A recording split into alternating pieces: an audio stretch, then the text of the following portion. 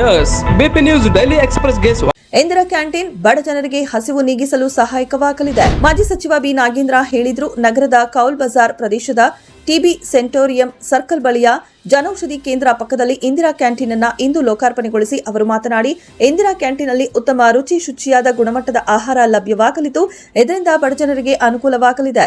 ಬಡ ಜನತೆಗೆ, ಅದರಲ್ಲೂ ವಿದ್ಯಾರ್ಥಿಗಳು, ಕೂಲಿ ಕಾರ್ಮಿಕರಿಗೆ ಕಡಿಮೆ ದರದಲ್ಲಿ ಹಸಿವು ನೀಗಿಸಲು ಇಂದಿರಾ ಕ್ಯಾಂಟೀನ್ ಸಹಾಯಕವಾಗಲಿದೆ ಎಂದು ನಾಗೇಂದ್ರ ಹೇಳಿದರು. ಇಸ್ಪೀಟು ಅಡ್ಡೆ ಮೇಲೆ ಮೋಕಾ ಪೊಲೀಸರ ದಾಳಿ, 11 ಜನರ ಬಂಧನ. ಬಳ್ಳಾರಿ ಗ್ರಾಮೀಣ ತಾಲೂಕಿನ ಮೋಕಾ ಪೊಲೀಸ್ ಠಾಣಾ ವ್ಯಾಪ್ತಿಯಲ್ಲಿನ ಬೆಣಕಲ್ಲು ಗ್ರಾಮದ ಸಾರ್ವಜನಿಕ ಸ್ಥಳದಲ್ಲಿ ರಾಜಾರೋಷವಾಗಿ ಇಸ್ಪೀಟು ಜೂಜಾಟದ ಅಡ್ಡೆ ಮೇಲೆ ಖಚಿತ ಮಾಹಿತಿಯ ಮೇರೆಗೆ ಮೋಕಾ ಪೊಲೀಸ್ ಠಾಣೆಯ ಪಿಎಸ್ಐ ಕಾಳಿಂಗ ಅವರ ನೇತೃತ್ವದಲ್ಲಿ ದಾಳಿ ನಡೆಸಿ ಹಲವರನ್ನ ವಶಕ್ಕೆ ಪಡೆದಿದ್ದಾರೆ.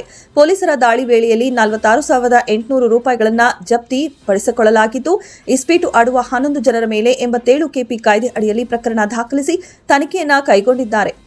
ಇನ್ನು ದಾಳಿಯ ವೇಳೆ ಹಲವರು ತಪ್ಪಿಸಿಕೊಂಡು ಓಡಿ ಹೋಗಿದ್ದು, ಅವರ ಪತ್ತೆಗೂ ಕಾರ್ಯಾಚರಣೆ ಮುಂದುವರೆಸಿದ್ದು, ಈ ಕುರಿತು ಮೋಕಾ ಪೊಲೀಸ್ ಠಾಣಾ ಪ್ರಕರಣ ದಾಖಲಾಗಿದೆ.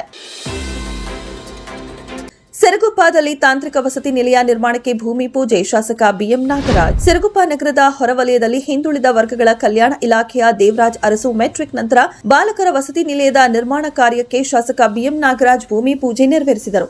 ನಂತರ ಮಾತನಾಡಿದ ಅವರು, ತಾಂತ್ರಿಕ ವಿದ್ಯಾರ್ಥಿಗಳಿಗೆ ಅನುಕೂಲ ಮಾಡಿಕೊಡುವ ಉದ್ದೇಶದಿಂದ ವಸತಿ ನಿಲಯವನ್ನ 5 ಕೋಟಿ ರೂಪಾಯಿ ವೆಚ್ಚದಲ್ಲಿ ನಿರ್ಮಾಣ ಮಾಡಲಾಗುತ್ತಿದೆ ಎಂದು ಹೇಳಿದರು.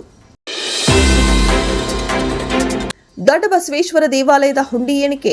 ಕುರುಗೋಡು ಪಟ್ಟಣದ ಶ್ರೀ ದೊಡ್ಡ ಬಸವೇಶ್ವರ ದೇವಸ್ಥಾನದಲ್ಲಿ ಮಂಗಳವಾರ 4 ತಿಂಗಳ ಹುಂಡಿ ಎಣಿಕೆ ಕಾರ್ಯ ನಡೆಯಿತು. ಈ ವೇಳೆ ಮಾತನಾಡಿದ ಧಾರ್ಮಿಕ ದತ್ತಿ ಇಲಾಖೆಯ ಕಾರ್ಯನಿರ್ವಾಹಕ ಅಧಿಕಾರಿ ಹನುಮಂತಪ್ಪ, 19,18,660 ರೂಪಾಯಿ ಸಂಗ್ರಹವಾಗಿದ್ದು, ಧಾರ್ಮಿಕ ದತ್ತಿ ಇಲಾಖೆಯ ನಿರ್ದೇಶನದಂತೆ ಭಕ್ತರು ನೀಡಿದ ಹಣ ದೇವಸ್ಥಾನದ ಅಭಿವೃದ್ಧಿಗೆ ವಿನಿಯೋಗಿಸಲಾಗುವುದು ಎಂದು ತಿಳಿಸಿದರು.